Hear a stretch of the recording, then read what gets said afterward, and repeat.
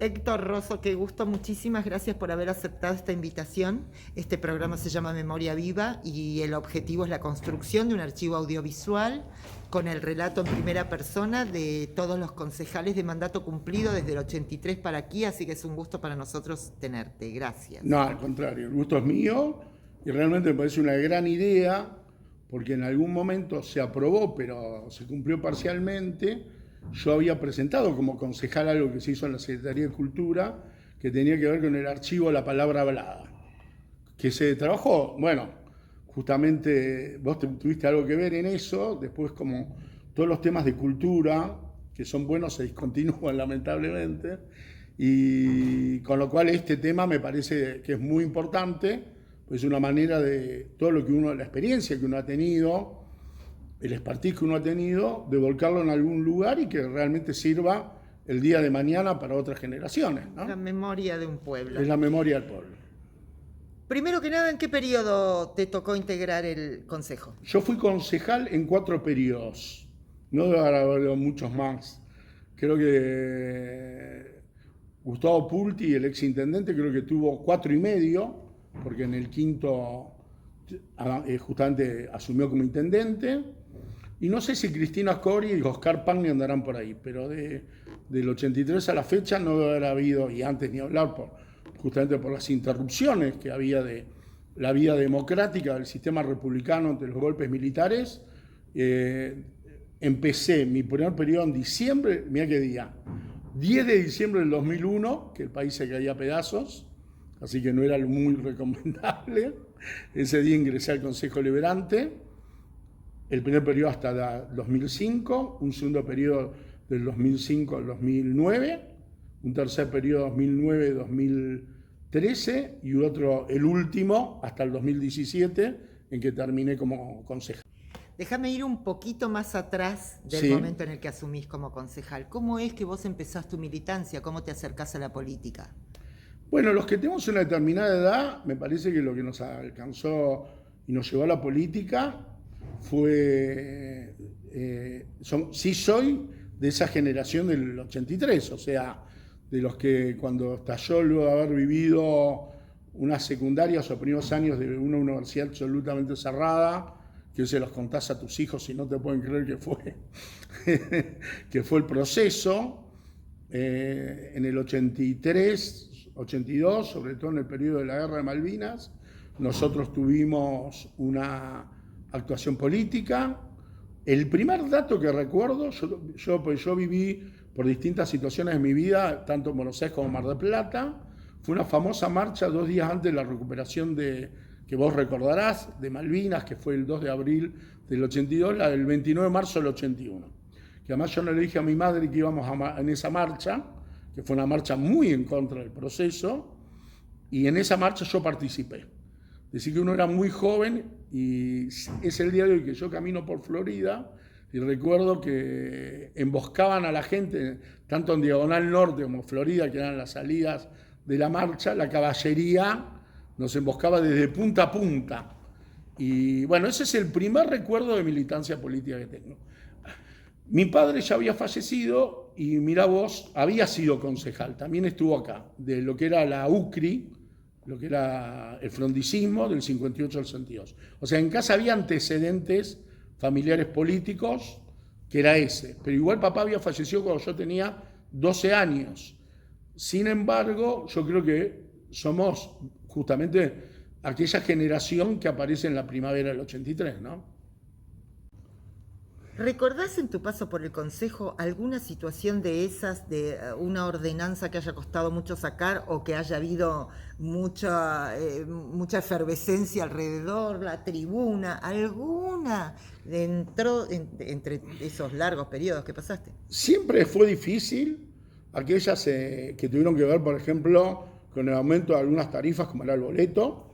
Yo creo que eso también empezó a cambiar a partir que se reconoció un valor que era histórico, que era el boleto estudiantil, con lo cual, al no pagar más los chicos de primaria y secundaria el boleto, de una manera sacaste una presión que había sobre eso, pero siempre eran muy revueltas. Inclusive hubo algunas que se iban al otro día, algunas que se invadía el recinto, que también había policía, esas fueron las más duras.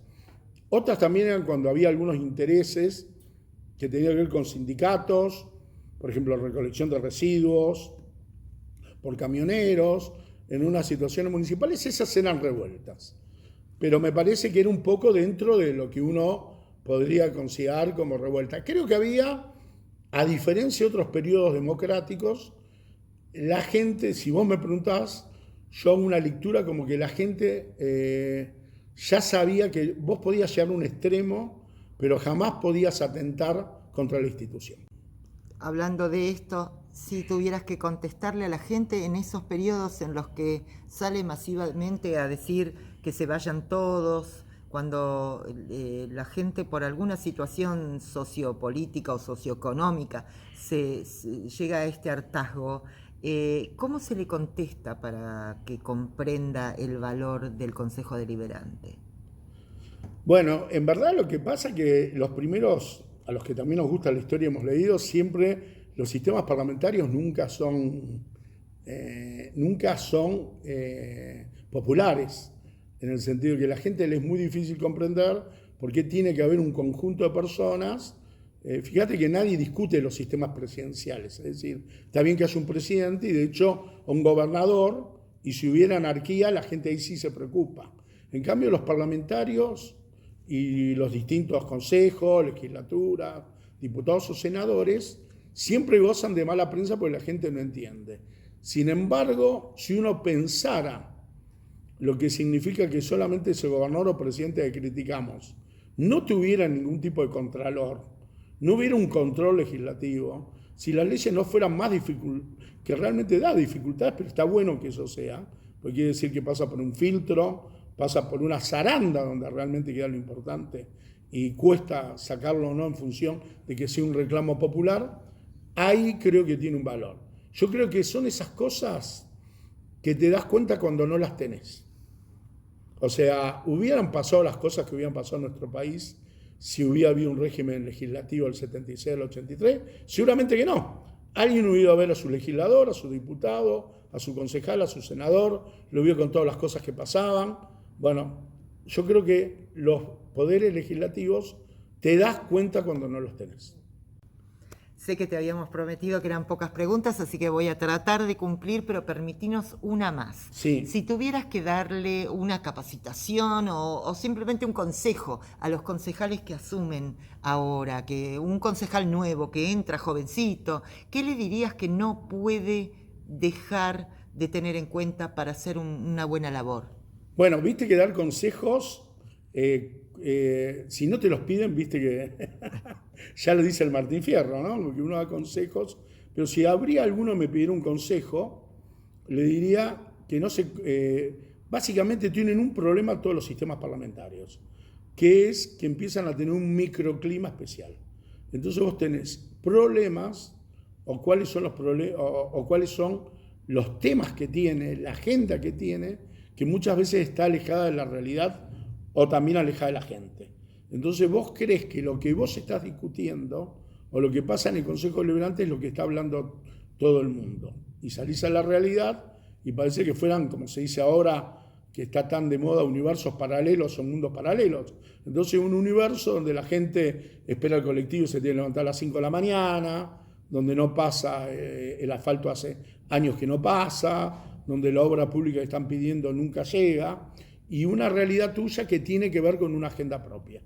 Si yo hablara a un concejal nuevo, le diría que trate de siempre, más allá de esos microclimas que se crean, que son inevitables, también tener, de alguna manera, un oído en la realidad de la gente. Nunca tenés que hacer actividades, aconsejo actividades muy sencillas que tienen que ver con la actividad de la gente. Nunca dejes de ir a la farmacia, nunca dejes de ir al supermercado, nunca que las compras las hagan por vos.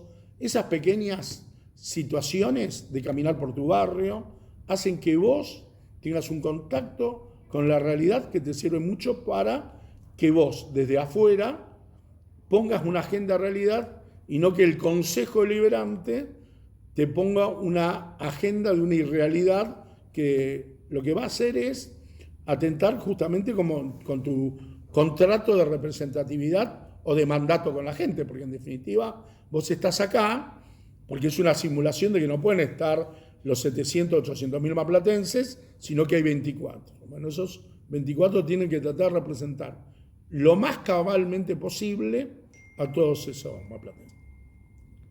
Un gusto enorme tenerte. No, al contrario. Muchísimas me gracias. me encantó. Gracias. Así que, bien, como diría Gracián, lo bueno sí breve, 2 veces bueno. Muchas gracias.